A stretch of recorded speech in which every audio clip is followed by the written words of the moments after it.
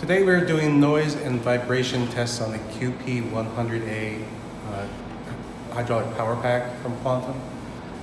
This is to characterize the noise from the power pack emitted into the compartment and the vibration that would be emitted into the vessel structure.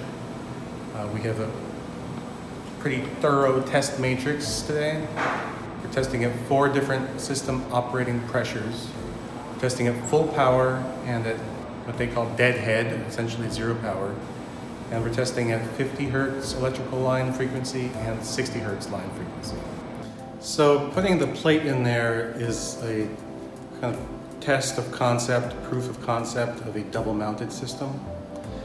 In that kind of a system, you have isolation mounts between the HPU and, in this case, plate, and another set of mounts between that heavy plate and the foundation that the whole operation is setting on there.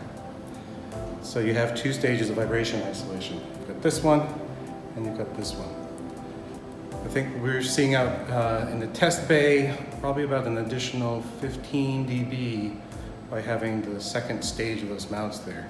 15 dB reduction, which is contingent on that plate being approximately 20% of the mass, weighs 20% of the weight of the HPU with the oil in it.